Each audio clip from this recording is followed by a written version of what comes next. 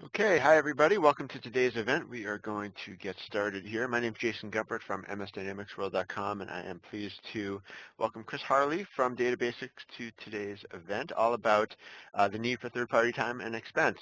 As we get started, please do know that we do want your questions and input during today's event. You can enter that on the right part of the WebEx window here. You look for the Q&A block, and just feel free to enter your questions at any point. I know Chris will be leaving time for those.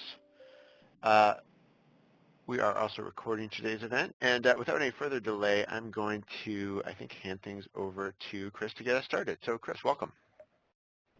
Thanks, Jason, and thank you, MS Dynamics World, for having us share this morning, really looking at kind of trends in third-party time and expense solutions.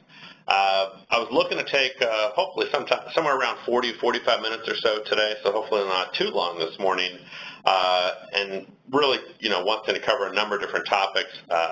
Again, for a quick introduction from my side, I'm Chris Harley with DataBasics. I head up the sales and channels here at DataBasics.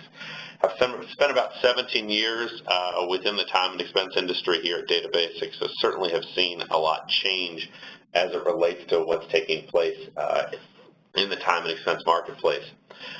As far as kind of the three statements we looked at when we put together this webinar, we were certainly first and foremost looking at technology and how that's changing. The second thing we were looking at is current expectations as it relates to time and expense solutions. And the third area is looking at really what the impact of these expectations are on the overall workforce. Now, with all that being said, the focus today, of course, is looking at how this relates to a dynamics environment as it relates to the accounting side of the organization. And really, as you look at dynamics here, we're really talking across all platforms out there. So regardless of what someone may be using on the back end, we do integrate and work with the entire suite of Microsoft Dynamics products here. So I'll be using kind of Dynamics generically. We'll look at some things that may be specific to different platforms out there, but if there's any questions you guys have, we certainly can address those as we get into that. So with that, let's kind of talk about the agenda I was going to cover here. For those of you that aren't familiar with DataBasics, I was going to spend a minute and just give you a quick overview as far as who we are, how we fit into the larger time and expense marketplace. Then what I wanted to do is look at where time and expense solutions have been and where they're going here within the future, because again, as technology changes, it certainly does change how these platforms operate and what the solutions are and how they may impact the users out there. Certainly then want to look at, of course, at how those trends, how those impact the overall value offering. As it relates to Dynamics, again, our focus here today is talking about third-party systems and what you should expect and how the integration should take place. We will look at a case study as far as looking at one of the DataBasics customers, which is Caliber. And then I will spend a few minutes and actually take you through a live environment so you can see what the application looks like. And we'll end with some questions from your guys' side. My focus today was not a big DataBasics sales pitch, was really to kind of look overall at the marketplace and see what you should be looking at from there. Again, a lot of the features and functionalities I'll be talking about you should see with different vendors, but how those individual vendors may handle those things may differ from vendor to vendor. As we look at kind of DataBasics, so we are headquartered in the greater Washington, D.C. area. I'm actually based in Reston, Virginia. Our primary office is here in Washington. We do also have a Canadian office to support some of our customers north of the border here, but we do actually support organizations globally. We've been providing time and expense solutions since 1997, which is really when the first web-based products came to market out there. So the product that we talk about in our history here is quite mature in the sense that we've been doing this here for about 20 years. We first started working in the Microsoft Dynamics arena back in 2003. At that point, we were approached by Microsoft as they were looking for a solution that they could focus in on government contractors. We certainly do have a good number of government contractors using this application, but today we certainly do work with organizations, whether they're tracking the projects or not, government contractors or not. We really do kind of cover all industries and verticals in the Dynamics marketplace. The application is 100% cloud-based. We made the transition from a licensed solutions to a pure cloud solution here about 7 years ago. So at this point, all delivery will take place in the cloud. And our customers are global. So we've done implementations here in the last 6 months in China, Australia, Europe. So we certainly do see customers looking globally for applications. Although again, we are based here within the U.S. and really our primary focus out there is for looking at assisting organizations as they look for a solution that can be easily configured and integrated into their overall environment out there. And there's kind of just a sampling of some of our customers out there, including Tesla, which I believe maybe one of our largest Dynamics customers out there uses us globally for expense reporting. But again, you're kind of looking at sampling there, everything from an organization like a Tesla to a retail like Panera, a brewery like Sam Adams, just a not-for-profits like Rainforest Alliance and the National Governance Association. So again, we really do kind of cover all industries and verticals as it relates to time and expense reporting. As far as the history, really if you look back, just over 20 years ago, that's really when the first web-based solutions came to market out there. Obviously, it was right when the internet was first becoming popular out there. Mostly solutions were being accessed through traditional web browser. There may have been applications that were plugins. We were typically accessing these solutions through dial-up lines. And really, the primary focus was in creating an easier way to get information from the field into the home office out there. So as the applications evolved, we started looking at integrating data such as credit card information on the expense reporting side, looking at fax machines to be able to support receipts. And again, the primary focus was to get that data from the field into the home office. Now, as the solutions moved from browser plugins to traditional web-based and 100% web-based applications, obviously the technology got better. And then as we look at kind of where that evolved to is really looking at the cloud offerings that started coming to market in the mid-2000s. Some of the organizations that kind of led that charge include organizations like Salesforce.com and others. But it's interesting because if you look at the expense and time marketplace, we really all made that jump to a pure 100% cloud-based solution here about 10 years ago, as you guys are very familiar with as you look at Microsoft and Oracle and SAP and others out there. The ERP systems are just really starting to make that push, I know, in the last couple of years. And of course, as you look at the next few years here, they will all be 100% in the cloud. But it's a move that most of the time and expense providers made years ago. In the timesheet marketplace, you still will see some solutions that will offer you a licensed product. In the expense reporting marketplace, it's very difficult to find a solution that'll still provide a license. Almost everything is cloud-based. Really, the next big jump beyond the cloud was mobile apps. I'd say sometime around 2010. Obviously, they were out before 2010, but if you look at really when these applications started to evolve on the mobile side, 2010 was the point. And really what the mobile apps gave was a new platform and some additional technologies for users to leverage. So if you look at the things like expense reporting, it gave you the ability to take pictures of receipts. On the timesheet front, it gave you the ability to start doing things like GPS locations and others. But really the mobile apps have become where almost all of our focus is when you talk to customers. Sure, they want to see the web entry, but they want to make sure that the users are also able to do everything here through the mobile devices. As you look at really where these applications are going, artificial intelligence or AI is really where everything is moving. And although that term can be used all over the place, really as it comes to time and expense reporting, the concept of AI is the ability for the application to go out and to start thinking and putting together data without the user having to put all that information together. So an example of that would be on the expense reporting front. If I simply select a date range of when I traveled, the application should be able to go out there and collect all of my credit card data, see all of my receipts within my phone, and put all that information together. On the timesheet front and the expense report front, if I enter data on a timesheet and it overlaps a date range where I'm doing an expense report, we should be able to go ahead and pick that data up. So the concept here is that if the user is simply doing little things in their daily life, that we behind the scenes will be able to go ahead and pick that information up and bring it over. So as you continue to watch where these trends go, that's what you're going to see next, is the ability for these applications to write expense reports on their own and to be pre-populating data for the end user. Ultimately, that will flow over into the administration side as well, as we're already working with using OCR to do automatic audits on the back end of the process to eliminate the need for someone in the accounting group to have to go through and do a full audit or partial audit as it relates to those pieces. But before we get to AI, let's really talk about kind of the trends, the here and now, and what we have access to right now. So I mentioned earlier, really kind of where the primary area is mobile apps. And if you look at kind of what the current technology trends and what people expect as it relates to the applications right now, is really what we call mobile apps without gaps. When mobile apps first came to the market on the time and expense front, what they were kind of light apps, or they were light versions, or they allowed you to do part of the process. The idea today, and really the expectation today, is that you should be able to do everything from beginning to end without ever touching the web browser if you so chose. So you should be able to go and enter data for a timesheet. You should be able to approve it if you're an approver. On the expense reporting front, you should be able to see credit card data. You should be able to track the projects or split allocations. And you should be able to do all that within a single solution.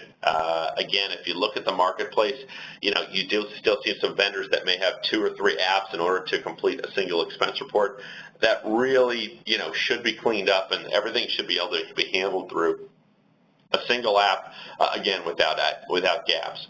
On the OCR side, which is really the ability for the application to go out and read data, is in the expense reporting front. What we're looking at these days is that the ability for a user to take a picture of a receipt, for the application to read that data, and then also to be able to go out and match that data against credit card information and other areas out there. So the idea is that I can go out and simply just take that picture, put my phone away, and I can go ahead and automatically start having some of that expense report already created out there. On the HR side, and as this relates to timesheet solutions, it's really starting to integrate some of these solutions or some of these processes that were traditionally kept outside of the timesheet. So not only the ability to track leave and see that leave, but also to go out and request leave. So the ability to have within your timesheet solution an accrual module. So if I sit here today at the beginning of June, I may be taking vacation in the middle of July, but I also want to see how much vacation I may have accrued come, let's say, October. Within that mobile app, you should be able to open that up and see exactly what your accrual schedule looks like, even taking into account vacation that may be taking place between now and then. So the ability to really leverage and help the HR group, as well as to put data in the hands of the end user when he or she wants to go in and see what they may have for leave. Integration points have greatly been expanded.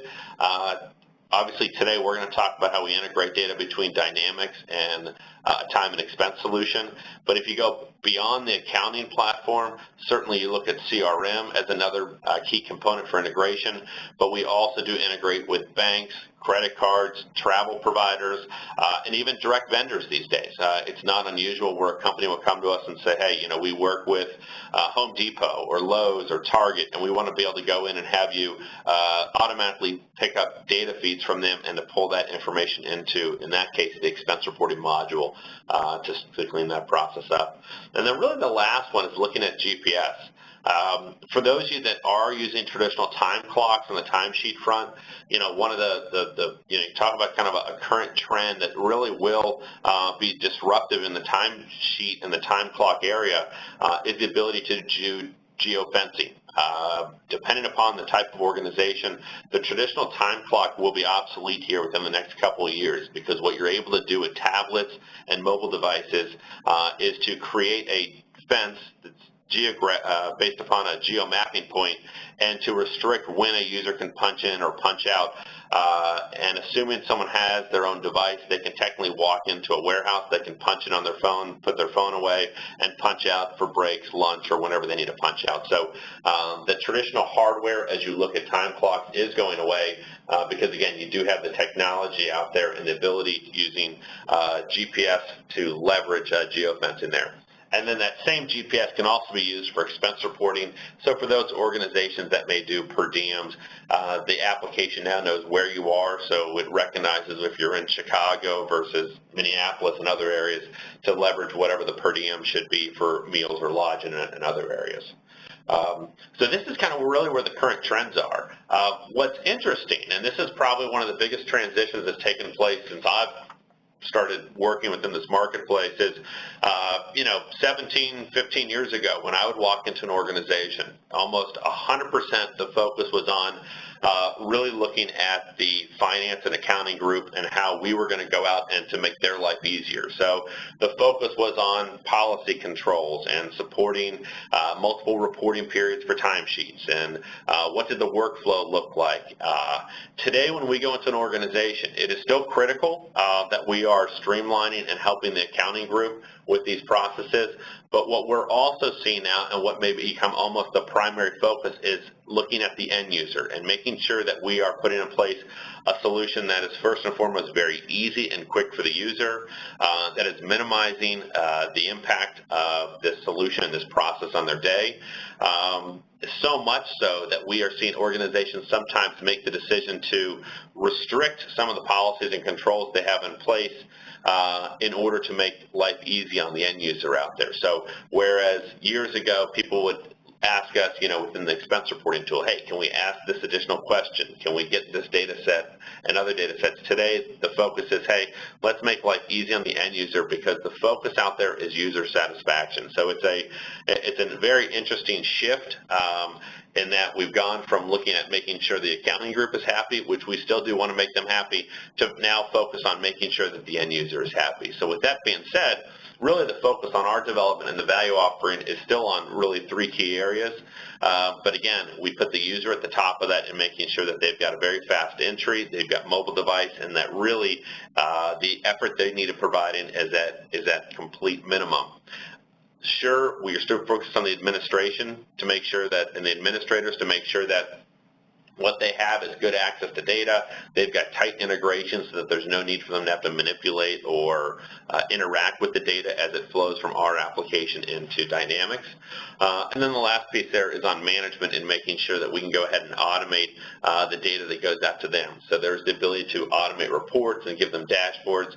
And again, one of the changes is that the thought process of no longer having users go in or those that want access to reports and having to go in and actually create the report or go ahead and make a call for that report, but rather what we look to do is to push that report out to them at a predetermined basis so that they can get that data without having to go out and say, where is that out there? So again, the focus though, and probably the biggest change here as we look at this is the focus on making sure that life is easy there on the end users. Now, with that being said, I know one of the topics we talked about today is the trends as it relates to Dynamics, and DataBasics operates as a third-party ISV here within the Dynamics environment.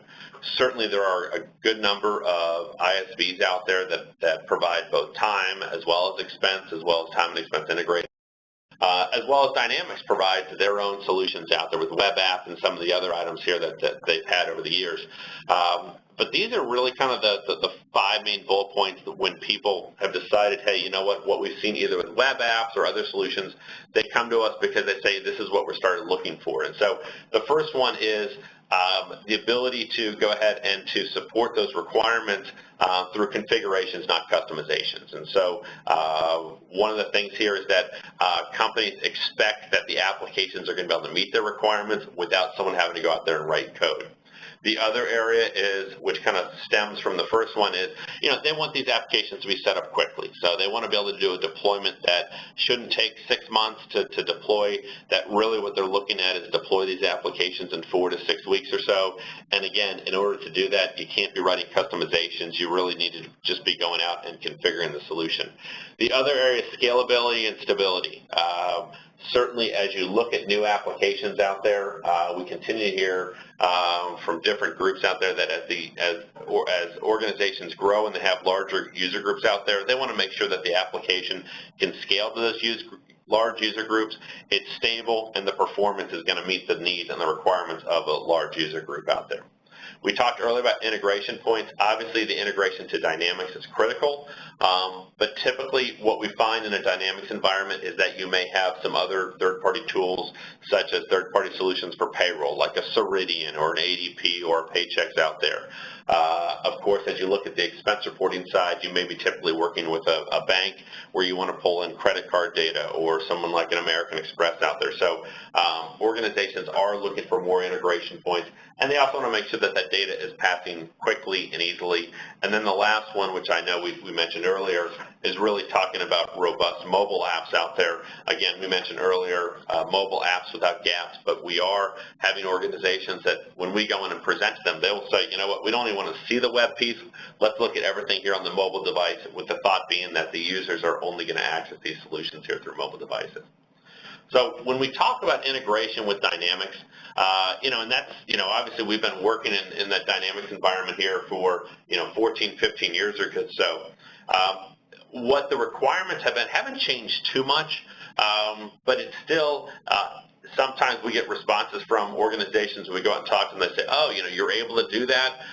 So I just wanted to kind of run through typically what you should be looking for when you're integrating a third-party tool into Dynamics. First and foremost, it's got to be a bi-directional integration. There's got to be the ability for you to set data up within Dynamics, have it flow into the time and expense system, obviously have that data flow back, and then if you do need data returns, so things like, let's say you're reimbursing an employee with an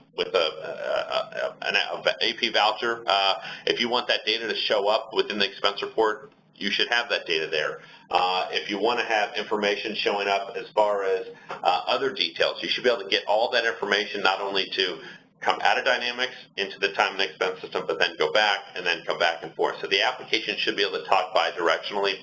And then with that being said, not all of these key touch points need to have bi-directional, but again, if you look at information such as employee profiles, you should be able to set that information up in one place, have it flow over into the time and expense solution, the ability to have accounting codes and workflow, payroll, projects. So all those pieces you should be able to set up in Dynamics, and we get that question all the time where someone may be talking about a timesheet solution and they'll say, is there ability to have multi-tiered approvals? And the answer is yes.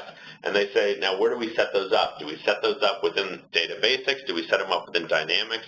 And really the answer is we would prefer you set them up in Dynamics, so you set them up once, assuming, of course, the modules you have there will support that. But if you do set that up, that data will flow into our solution, and then again, it can be pushed back and forth out there. So as we look at integration, the big question as you go out and talk to vendors is, how does the data flow back and forth, and what data are you able to flow back and forth? The idea with these solutions is it shouldn't be creating any more work. It really should be eliminating work there for you. So with that, kind of summarizing, the expectations of today's solutions is, first and foremost, we've got to make these employees happy. We've got to put a tool in front of that allows them to quickly and easily enter data without being a big burden. We've got to be able to go out and provide tight integration between that third-party time and expense solution and Dynamics, as well as really whatever other solutions you may have there. I've mentioned a number of times here, of course, the mobile app should be able to do everything and do it quickly. We've got to be able to go out and automate the analytics that's going to be passed between the solution to the field, whether that's simply a report for a project manager, or it may be a report which is a little more, as you look at information such as a reconciliation report for credit cards or a utilization report out there.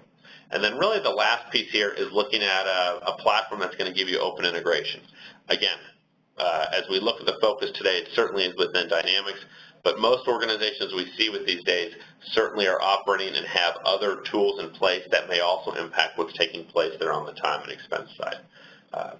So one of the things I want to talk about is kind of what this looks like in reality or in production. I've got a case study, and there's a much more in-depth case study on the DATABASICS website, and I can certainly share that with you guys when we send out the follow-up here for this webinar. But this case study is based upon an organization which is Caliber, which is headquartered here in the greater Washington, D.C. area. Caliber has just about 1,000 employees. They're a government contractor. And when they approached DATABASICS years ago, what they were utilizing was Dynamics XL, which they still do use, as well as ADP on the payroll front. And what they were using was an Excel process for time and expense. Now, what that Excel process did is it put in place for the users what looked like somewhat of an automated process. Obviously, a user would go in there, they could enter that data into Excel for the projects, for the hours worked, as well as for the expenses. They could then turn around and email that Excel spreadsheet, and at that point, the employee saw that their time was done. Now, most of you on this phone call will recognize that Excel certainly is not an automated process. But again, for the user, it didn't cause huge issues.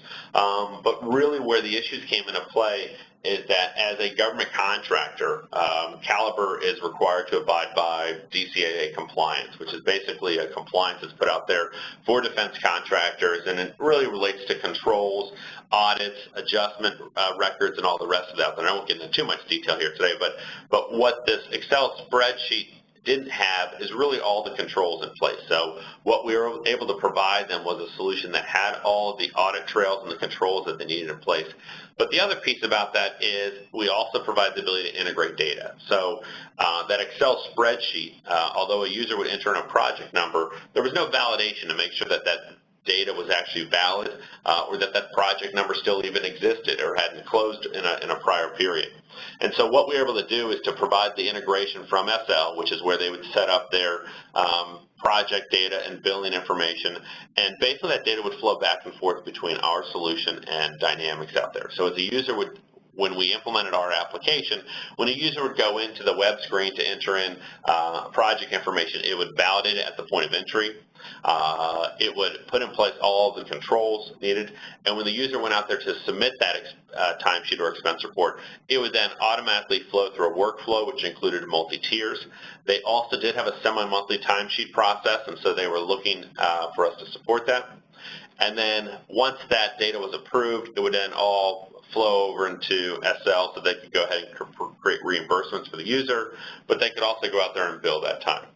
And so the focus, of course, in the end was making sure that we still had easy use, but now we also had DCA compliance in place and that they were able to integrate the billing, the project management, HR, and payroll all into a common solution out there.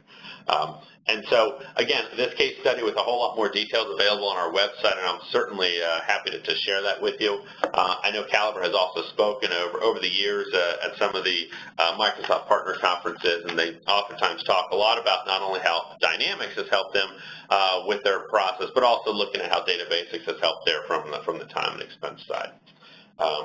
So with that, I know we've talked a lot about kind of, the current trends and what's taking place out there in the market, but let's go ahead and take a look at the actual application, and we'll show you what it looks like here in real life here. So I've already logged into the DataBasics offering, and I won't take too much time here this morning going through this, but what I want to do is just kind of show you some of the areas that the people are looking for within the application to support that process and how it operates. So we're looking at the web experience. I talked a lot about mobile today, and due to my PC setup here, I'm not able to kind of show you the mobile view, but we'd be happy at a different point to show you guys what the mobile view looks like.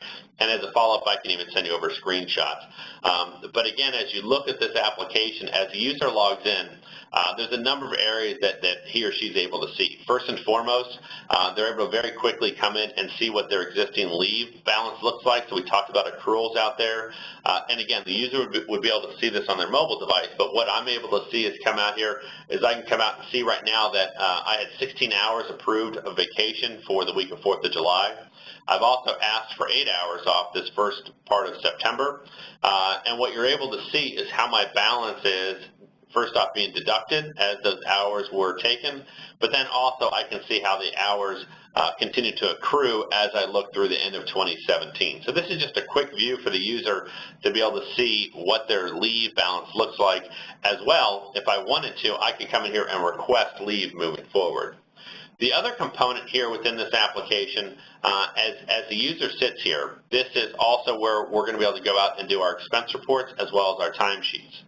But on the expense reporting side, what this user is able to see is I can come in here and see within this web view my receipt library. So these receipts, and this is a Panera receipt, these are receipts that I've taken pictures with my mobile device. So if I decided not to use my mobile to submit my expense report, I can very quickly come in here into the web experience and I can see a complete library of all the receipts that I've had captured since I've been traveling here over the last few weeks. Now these receipts, some of them you will notice are pictures that I've taken, for example this Panera one.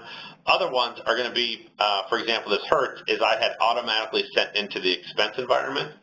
Or in this case, this Delta one, I actually, with an email, I actually forward over into the environment. So we do have the ability to have a repository that sits out there for those receipts.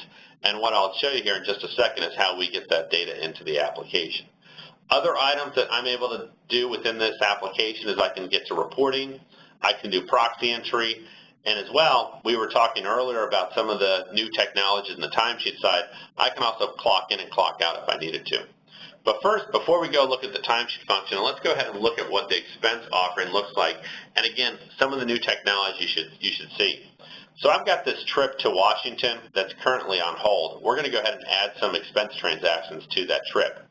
Now, as I open up this expense report, if we were to be talking here 5 years ago, the way a user would come in here to enter an expense is I would come over here, I would pick out an expense, let's just say this car rental, and I would come in here and I would enter this data. So I would say I had a car rental on the 5th of June.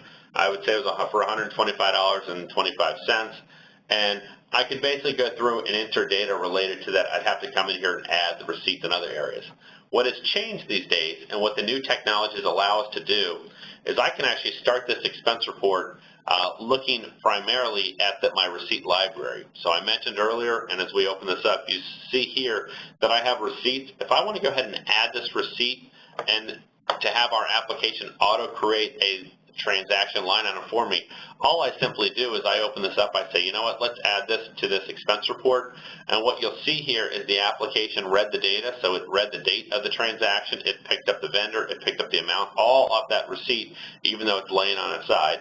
And then it's going to ask me, I still need to go ahead and say, you know, what the meal was, or what the expense type was, so I'll say it's meals. And then I went ahead and dropped this over into the expense report. And so what you'll see now is where the prior one I entered what we would say manually. In this case, what I had was it came in here, it picked up the receipt, it auto-created the line item, and what it also does is it gives me the ability to allocate this against a project, a cost center, or a department, and to split those details. So the technology is out there these days now where a user really does not need to go in there and manually enter data. If I've got here's an Uber receipt, again, I jumped out of the car, Uber sent me a receipt, I forwarded that receipt into this library, and what you'll see now is that it's going to read that data right off the receipt. In this case, it auto-populated because we recognize Uber should be a taxi or a cab, and so it pulled that data over, and in that case, automatically dropped into the report out there. So the technology continues to advance out there to really streamline the process on the expense reporting front. And again, if I was here on my mobile device, I could do all of these things. Now, the other piece, and a lot of you are probably familiar with credit card transactions, which is another process that really streamlines the process for the user. So in this case, here's a list of credit card transactions that I can go ahead and drop over into my expense report. You'll notice at the top of the screen, there's one here for this Delta transaction for a trip for $325.20. Again, if I come back to that receipt imaging process, here's this Delta trip. What I can do is I don't need to go to that credit card queue to add it to my expense report. I simply, again, come in here, I tell the application to go ahead and OCR this Delta transaction. We're going to pick that data up. We're going to also, in this case, it's going to recognize that data was sitting in the credit card queue. So there's my credit card transaction being matched. And then I'm going to go ahead, it recognizes that's airfare, and then I'm going to simply add that over into my expense report. So in this case, this Delta transaction was actually company paid, so if you look at some of the totals over here on the left, that $325 was being pulled out of what's being reimbursed to me. But again, all the receipts and all the data show up there. To take that data one step further, for those of you that are interested in travel data, here is an integration to a third-party travel management company, and not only do I see the data related to that Delta transaction, but I now also see departure airport, arrival airport, and all the rest. So really what we're focusing on, there's a lot of other areas here within this expense report that we can talk about today, but what I wanted to focus on was some of those newer technologies and how they're really helping to streamline the user. So again, if we were to be talking 10 years ago, and I were to be showing you how to create an expense report, there would have been a lot of data entered by the end user. I would have said, okay, here's my Hertz receipt. It cost $125.25. Now I'm going to go out to the fax machine and fax that receipt in. Today, with mobile devices, OCR, and the ability to match that data, you saw that I was able to basically add those last 3 transactions by simply looking at what was a picture and adding those over into the expense report. So you can see how quickly a user should be able to go out there and to create and complete an expense report by simply being able to go out there and just simply take pictures as that takes place. So on the expense reporting front, again, the mobile apps, the OCR, and the integration points are what's critical to really make life easy on the end user. Now, once I go ahead and submit this expense report on, it's going to go off into an approval process, and this solution will do multi-tiered approval, so you can have as many or as few people approve it as you need. But what I'm also going to do is go over here and start look at the timesheets real fast as we look at that. So I mentioned earlier, again, some of the newer technologies is the ability to punch in, punch out. So if I were to actually be a user that needed to punch in and punch out, you'll see right here I have the ability to go ahead and to clock in and clock out through this web view. Again, you're not going to see any Geo Fencing here, but if I were on my mobile device, it would recognize where the user was actually punching that time in and punching it out. But for now, let me go ahead here and just open up a timesheet just for a second to show you kind of what the look and feel looks like these days within these products here. And what you're seeing here is that today is June 7th. I've got my timesheet completed here for the prior week. But again, what we have is a process that makes it very easy for the user to simply come in here and enter data as it relates to their day. There's the ability for us to go ahead and to have built-in audit trails and other information out there. And again, you're going to see the ability for the solution to go out there and to recognize winter holidays and all the rest out there. So for the user, when he or she opens up the timesheet or the expense report, that data should be very quickly and easily entered into the application. So the user has a very quick and easy process out there. And again, from this timesheet side, I'll go ahead and place this timesheet on hold as it relates to that data. And then really kind of the last piece of this process here is as we look at the approvals, and I'm just going to log out for just a quick second and log in as a new user.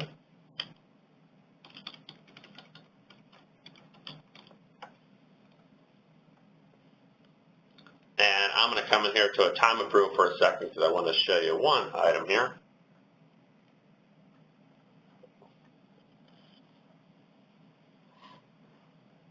Give me just a second here. But as we come in from the approval side, what you'll also see here is the ability for a manager to very quickly and easily get to this data.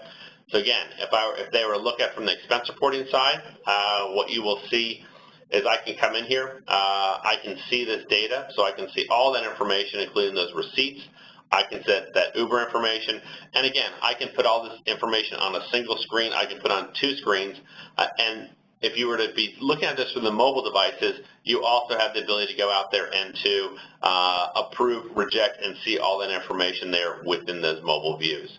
So as we look at these solutions out here, really the primary focus, again, continues to be on making sure that we're going to provide something that's very clean, simple, and easy, and yet still make sure we capture all the data as it relates to the user. And then really the last thing here we'll talk about here is looking at information from the administration side. I won't spend too much time here looking at this piece, but did want to open this up and just kind of show you what these views look like, because again, we talked earlier about access to information, and what you're seeing here is going to be some dashboard views out there. So as a administrator or manager logs in, he or she can see information as it relates to individual expenses. They can see charts and graphs as it relates to information. And then again, we can see access to how many expense reports are currently in the approval process, and what this person is going to be able to do is actually drill in directly through that pie chart, and it's going to take them to where they can get to information. And again, here's just going to be the 11 expense reports that are sitting out there waiting to be approved. So with that, again, didn't want to spend too much time today talking about really the, from the application perspective. But what, again, wanted to thank you guys for taking the time and sitting in here this morning. I do have some time here to talk about some of the, talk about some of the questions. There we go. Whoops, I was losing. Let's see if I can get my PowerPoint back up. There we go. But did have a few minutes today to answer some questions as it relates to time and expense. So if, and again, Jason and I can certainly answer or take those on. But if you guys have any questions, please feel free to enter those into the Q&A box, and I will start answering questions. Thanks, Chris. And I think we did lose your screen share, so if you want to bring up a final slide or something, I think you have to restart that. But while you do that, we do have some questions, and one of them that came in is, regarding timesheets, can an approver edit certain parts of a timesheet, like just project or task correction? Yes. All right, and your slide's back up. Okay. Yeah, I don't know why I lost that there. So yes, you have the ability to do partial approvals of a timesheet. So probably one of the most common ones we hear is, let's say we've got a timesheet and you've got multiple projects being worked and multiple project managers, and yet you may want the project manager to see what the employee has done for the week or the biweekly period, but not necessarily to approve someone else's project. And so yes, you do have the ability to go out there and to do a partial approval of the timesheet if you want. Same thing would go on the expense reporting side as well. So if you have someone that got approval for just certain items, let's say someone has to approve just part of airplane tickets that are greater than $1,000, you can have a partial approval out there. All right. We use about 10 time banks. Is that supported by your system? I'm sorry, what was it? You said 10 time? I'm sorry, what was the... The term was time banks, 10 time banks. Okay. Oh, yes. So yes, it certainly would. I would say with banks, yes, you have the ability to certainly support that. That's not an issue. It would be standard functionality. All right. Another question, can work time be entered for clocking in and out by landline in a home?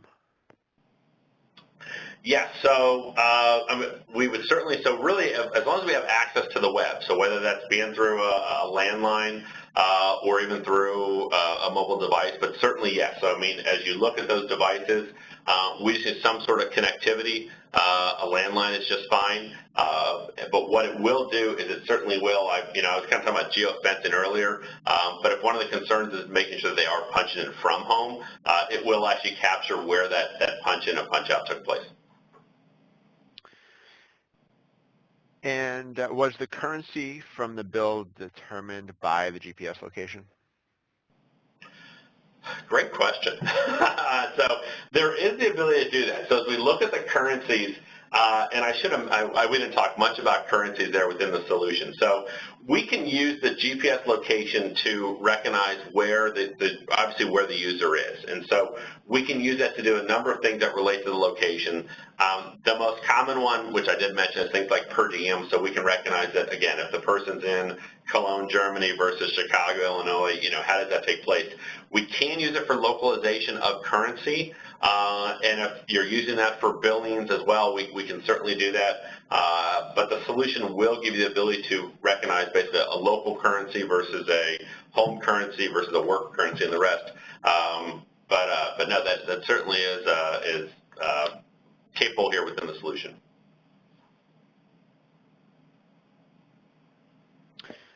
Okay. Is the integration with Dynamics real time? So yes, so basically we have an integration utility, and again, this is something you're going to see within the Dynamics marketplace, and I know there are third-party tools out there like Scribe and others that will provide integration pieces. So as it relates to DataBasics, and again, I can kind of make this a blanket statement for a lot of T&E providers, everyone kind of does it, not say it does it differently, but everyone kind of has their own process out there. If needed, we can do web service calls, which is basically, real time out there. So if you set an employee up, it's going to then be set up in our system. We can also do integration through secure file transfers, which won't be real time, but it'll be near real time. So it really depends on the individual customer, depends upon the volume of projects and employee data and other information. But it's really, once again, the short answer is it's close, and it really depends on the customer and how they want that integration to take place. We do have our API that we use for both pushing and pulling data from our solution. But again, that's something we would go through with the individual customer as far as how that works. Okay, and maybe a related question here, but in terms of which Dynamics products DataBasics does integrate with, so someone's asking, does it integrate with GP versions? Does it integrate with the 365 Business Edition specifically? Yeah. So at this point, the only one we really don't ever integrate with much often is Dynamics CRM, which is just because I mentioned earlier that we do see companies looking for CRM integration. It's asked, but it's not frequent. But as you look at GP, SL, NAV, AX, and then you look at all the different versions of them, because that's a question we get all the time. Yes, the short answer is yes, we integrate with those. So what we've seen is even as let's just take, for example, GP or SL, as they continue to evolve, the way we integrate data, and the question isn't always do we integrate today, but the question is what happens when those applications get upgraded? How does that impact the interface that's already pre-built? And what we typically see is that on the back end, as you look at those products, those interfaces, once they're built, when the solution is upgraded, it typically nothing's taking place or nothing's changing as it relates to the integration piece. There may be new fields added into Dynamics, so there's an opportunity for us to pick up additional data, but it's not really changing that. Now, obviously, if you're using GP now in a license model and you're going to move to 365, some things change there because now you're basically changing where those touch points are. But once you make that transition, at that point moving forward, you're not going to see anything change. But that is something that we are obviously seeing these days. Is a lot more of the 365 customers out there. But no, we work really across platforms. And really what we do on the integration side is just sit down with the customer, see what data they're trying to use, and set that mapping up so that the data is going to flow back and forth. All right. Do you have a solution which can be used in non-connected internet remote areas? Yeah, so another good question. So we do not today. We used to. We were talking earlier, I was talking about kind of the history out there. Offline versions were very popular years ago, especially when even dial-up was struggled. I mean, as all of us can remember, the original and the early web solutions.